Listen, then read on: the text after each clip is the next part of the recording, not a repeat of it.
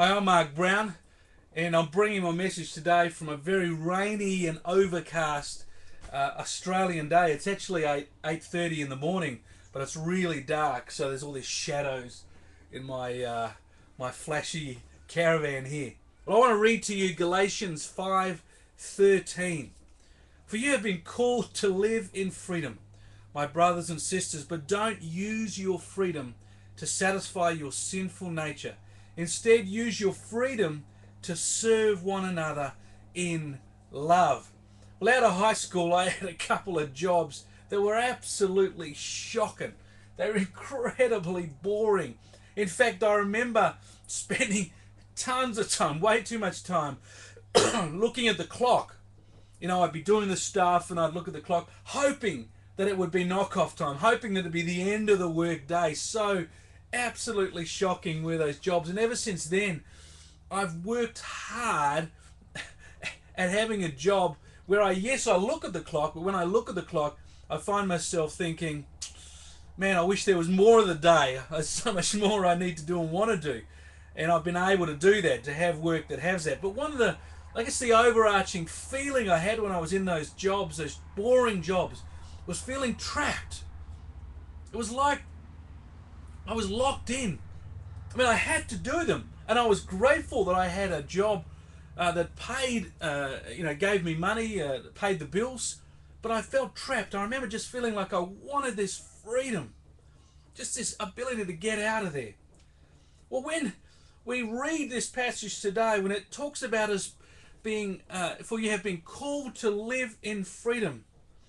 Well, what that's talking about is the old law is past. We are free from the old ways. Well, for me, when I gave my life to Christ, I left behind a life that was determined by the world and dominated by sin.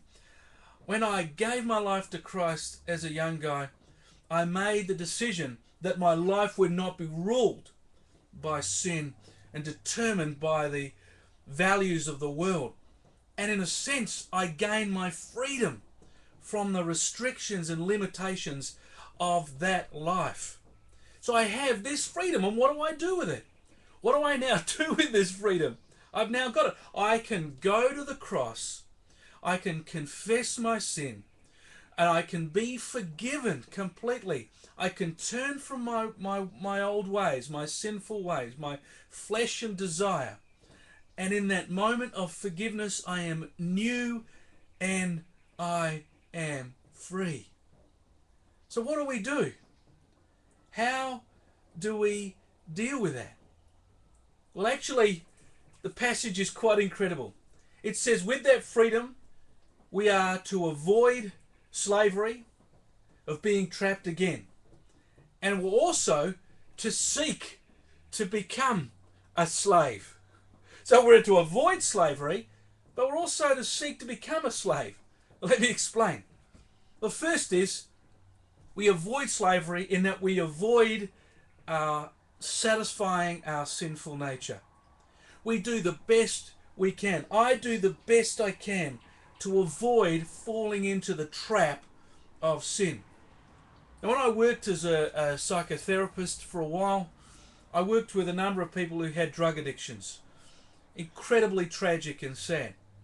And part of the solution, just part of the solution of a very complicated problem, would be first encouraging them to identify that they had a problem. So if they come to me and say, I don't think I've got a drug problem, or I don't think it's a problem, well, there's not much you can do. It's hard. So the first thing is they recognize they've got a problem. Then the second part of the solution is you work with them to create a life where they can't be tempted, where they can't find themselves slipping back into the old ways of the addiction. So if going out on a Friday night to a particular night spot or a club usually leads to them taking whatever illegal substance, then don't go to the nightclub. So not only in avoiding the trap of sin, not only do we need to recognize we have a problem bring it to Jesus and seek forgiveness, it doesn't stop there. I also need to make changes in my life where I am not tempted again. That shows on my part that I'm serious about overcoming this sin. So that's the first part of the passage. What do we do with our freedom? We avoid being trapped and becoming slaves again. The second part is that we seek to become slaves again. In this last part of chapter 13, Galatians 5:13 reads, "Instead use your freedom to serve one another." Now the Greek word for serve, as in serve one another, is doulio, which means to become a slave. But it's a different kind of slavery. It's not slavery to sin or to the flesh or to the world. It's a slave to the master who has our hearts in his hands, and that is God. It is to become a slave, a servant of God. How do we do it? How does it actually happen? How do I do it? What is my work as a slave? It is to serve one another. And the word serve is agapeo.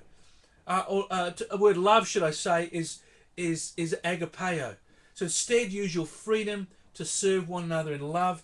And love is agapeo, which is talking about an incredible regard for others, a faithfulness for others, a generous concern. And when it talks about one another, the Greek for that is foreigners, strangers. So not only the people that we know, we serve the people we're comfortable with, but God is saying, use your freedom to serve me by loving others, especially those who others ignore.